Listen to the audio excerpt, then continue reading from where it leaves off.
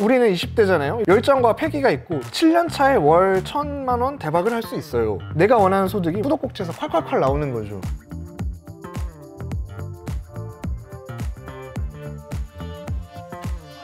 1993년도 사진입니다. 서울대 한양대 캠퍼스에 대자보가 붙었는데 대학가에 침투한 사기 행각, MLM이란 무엇인가. 이게 다단계 업체를 고발하는 대자보입니다. 90년대 대학가에서는 학생운동도 있었고 뭐 민주화 뭐 이런 움직임도 있었지만 한쪽에서는 또 이런 다단계 침투가 되게 사회 문제로 떠올라서 기사화도 되고 이런 시절도 있었습니다. 이제 가장 근래 이슈화 됐던 거는 2011년에 이제 거마 대학생 문제였습니다. 경찰에서 대대적으로 단속을 해서 신문에도 보도가 됐던 사건이 있습니다. 근데 방에서 진짜 밀실에서 집값이 비싸지 않은 그런 다세대 주택 이런 데서 대학생들 다 몰아넣고 사람이 살만한 공간이 아닌 데서 그냥 합숙을 시키고 막 세뇌를 시키고 이러면서 이제 했던 다단계가 요새는 이제 양지로 조금 더 올라온 느낌? 다단계 불법이 아니잖아. 불법 대출을 강요하지 않고 강매를 하지 않아. 2030의 신분이 불안정할 때 다단계 유혹에 많이 빠진다 이런 얘기를 하거든요. 최근에 2030들의 그 다단계 경향은 좀 어때요? 선능력의 한 카페에서 이제 일을 하고 있었습니다. 주말이었는데 우르르 한 15분? 한 16분? 이 정도 이제 들어오시더라고요. 누가 보더라도 한 20대? 20대 초반, 중반? 약간 소위 말하는 자기개발 서적에 나오는 논리들 막 설파를 하더라고요. 버티면 성공할 수 있다, 뭐 노력해야 된다. 다단계 구조라는 게 그렇잖아요. 상위 판매자가 있고 그 판매자가 이제 소비자 한 명을 이제 유통관계 없이 바로 이제 그 사람 물건을 팔고 소비자를 다시 이제 판매자로 만들고 소비자는 이제 여러 명의 또 새끼를 치면서 이제 제일 위에 상위 포식자가 수익을 많이 가져가는 구조잖아요. 그 상위 포식자로 보이는 사람이 본인의 소비자들 이자 향후에는 이제 판매자들이 될 사람들에게 어떻게 하면 물건을 많이 팔지 설파를 하더라고요. 명함으로 막 다단계를 섭외하고 집합 형태의 어떤 대학생 다단계는 많이 없어졌다고 하더라고요. 뭐 가장 대표적인 인스타그램이나 블로그 아니면 카카오톡 오픈 계정 이런 걸 통해서 약간 좀 무작위로 이제 뭐 예를 들어 인스타그램에서는 막 다이렉트 메시지를 막 보내는 거죠. 이제 한번 뷰티 인플루언서 한번 해보실 생각이 없으세요? 화장품이나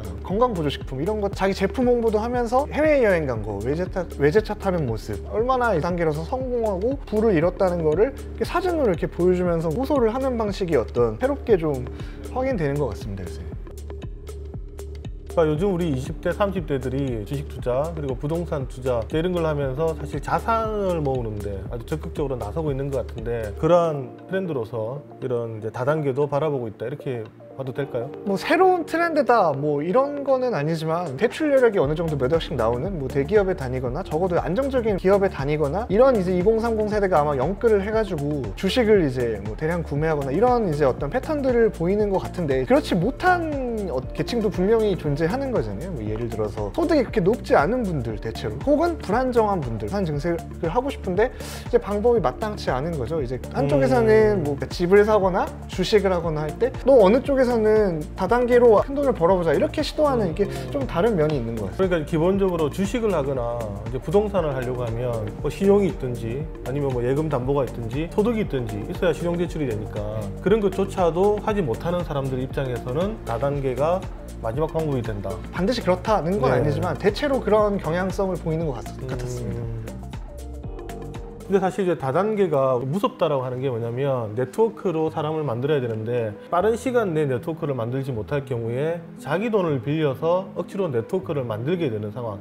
그 과정에서 빚을 많이 지게 되고 또 빚이 또 아는 사람을 통해서 또 지어지니까 이게 사회 문제화가 됐던 부분들이 분명히 있거든요. 인상 깊은 게 노동소득을 찾아 떠나는 사람들을 보고 저런 어리석은 선택을 하지 말아야 되겠다 라고 얘기하면서 2030들한테 얘기를 한다라고 하는데 이게 사회 전반적으로 노동소득에 대한 가치가 떨어지면서 생기는 그런 현상인 것 같아요. 왜 이게 큰 돈을 벌 수 없고 초기에 진입한 극소수만이 이게 성공할 수밖에 없다는 걸 이제 설명해주는 글들이 많은데 코로나 국면에서 뭐 일자리도 워낙 불안정해지고 뭐 일자리 개수가 줄어들고 뭐 소득도 줄어들고 이런 상황이 더 오래 지속되다 보면 아무래도 뭐 20대, 30대가 아무래도 이제 다단계에 더 이렇게 빠져들 가능성은 아무래도 더 커지지 않나 이렇게 생각하고 있습니다.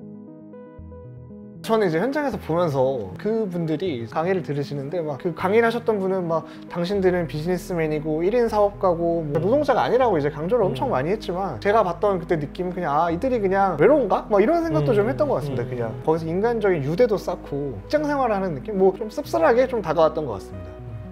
사실 그 다단계라는 게 어떤 사람이 볼 때는 정말 말도 안 되는 결코 돈이 벌 수 없는 그런 시스템인데 많은 2030들 카페에 앉아 있었던 2030들에게는 하나의 꿈의 세상으로 보였다라는 거잖아요, 그죠? 그게 사실 상징하는 바가 큰 것 같아요. 뭔가 사회적으로 시스템이 잘못돼 가고 있지 않느냐 그런 생각이 좀 들기도 합니다.